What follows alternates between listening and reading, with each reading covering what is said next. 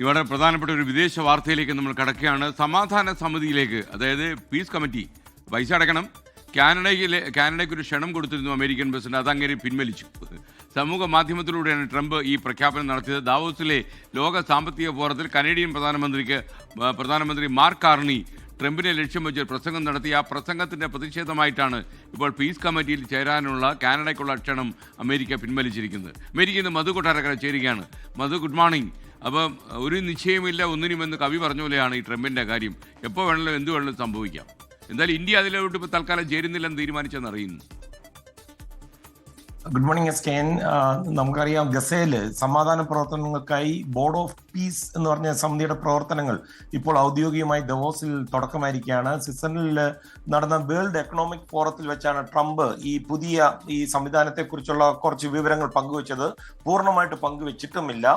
അതേസമയം ഈ ഗസയെ ഒരു പ്രധാന വിനോദസഞ്ചാര കേന്ദ്രമായിട്ട് മാറ്റുകയും അതുപോലെ ഒരു എക്കണോമിക് ഹബ്ബാക്കി മാറ്റുകയും ഒക്കെയാണ് ലക്ഷ്യമെന്ന് ട്രംപിന്റെ മരുമകൻ ജാർഡ് കുഷ്ണർ വ്യക്തമാക്കുകയുണ്ടായി. ഐക്യരാഷ്ട്രസഭയുമായി സഹകരിച്ച് പ്രവർത്തിക്കുമെന്നാണ് ട്രംപ് പറഞ്ഞിട്ടുള്ളത്. എന്നാലും ഐക്യരാഷ്ട്രസഭയ്ക്ക് പകരമായി ഒരു അന്താരാഷ്ട്ര സംവിധാനം എന്ന ഒരു ലക്ഷ്യം ഇതിലുണ്ട് എന്നുള്ള വിമർശനങ്ങൾ ഇതിന്റെ തുടക്കം മുതലേ ഉണ്ട്.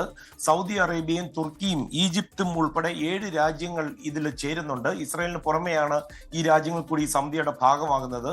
ഈ ബുധനാഴ്ച നടന്ന പ്രഖ്യാപനത്തിൽ റഷ്യൻ പ്രസിഡന്റ് വ്ളാദിമിർ പുടിൻ സമിതിയിൽ ചേരാൻ സമ്മതിച്ചതായിട്ട് ട്രംപ് പറഞ്ഞെങ്കിലും പുടിൻ ഈ കാര്യം സ്ഥിരീകരിച്ചിട്ടില്ല. ക്ഷണം ലഭിച്ചിട്ടുണ്ട്, ഈ കാര്യങ്ങളൊക്കെ പഠിച്ചു വരികയാണ്. അതേസമയം UAE, ബഹ്റൈൻ, ഹംഗറി, വിയറ്റ്നാം തുടങ്ങിയ നിരവധി രാജ്യങ്ങൾ ഇതിനോടകം സമിതിയിൽ ഒപ്പുവെച്ചിട്ടുണ്ട്. വത്തിക്കാനിലെ മാർപ്പാപ്പയ്ക്കും ക്ഷണം ലഭിച്ചിട്ടുണ്ട്. പക്ഷെ ഇപ്പോൾ ഏറെ വിവാദമായിരിക്കുന്നത് SK നേരത്തെ സൂചിപ്പിച്ചതുപോലെ കാനഡയുമായിട്ട് ഡൊണാൾഡ് ട്രംപ് വീണ്ടും ഉടക്കിയിരിക്കുകയാണ്. കാനഡയ്ക്ക് നൽകിയ ഈ ബോർഡ് ഓഫ് പീസ് ഈ പറഞ്ഞ ഈ സംവിധാനത്തിലേക്കുള്ള ഇൻവിറ്റേഷൻ ഡൊണാൾഡ് ട്രംപ് പിൻവലിച്ചിരിക്കുകയാണ്. ഈ ഡവോസിൽ നടന്ന ഈ യോഗത്തിൽ അദ്ദേഹം നടത്തിയ ഒരു പ്രസംഗമാണ് ഡൊണാൾഡ് ട്രംപിനെ പ്രകോപിപ്പിച്ചതെന്നാണ് വിവരം വരുന്നത്. അതായത് മിഡിൽ കൺട്രീസ്, മധ്യശക്തി രാജ്യങ്ങൾ ഒരുമിച്ച് നിൽക്കണമെന്ന് കാർണി അഭിപ്രായപ്പെട്ടു. ഇതാണ് ട്രംപിന് ഇത്രയും ദേഷ്യം വന്നത്. ട്രൂത്ത് സോഷ്യൽ കൂടിയാണ് ട്രംപ് ഈ വിവരങ്ങൾ അറിയിച്ചത്. ട്രംപ് ചെയർമാനായി ബോർഡിൽ Marco Rubio US state secretary, അതുപോലെ ജാർഡ് കുഷ്ണർ, ടോണി ബ്ലെയർ തുടങ്ങിയ പ്രമുഖരാണ് ഇതിന്റെ എക്സിക്യൂട്ടീവ് അംഗങ്ങൾ.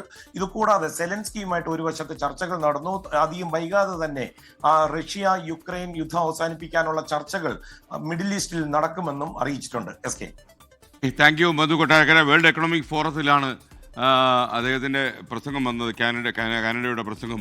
ലോകത്തെവിടെയായാലും ഏത് സമയത്തും 24 വാർത്തകളും ഓഗ്മെന്റഡ് റിയാലിറ്റി പാക്കേജുകളും എക്സ്പ്ലെയിനറുകളും വിശദമായി കാണാൻ ഞങ്ങളുടെ YouTube ചാനൽ നിങ്ങൾക്ക് സബ്സ്ക്രൈബ് ചെയ്യാം.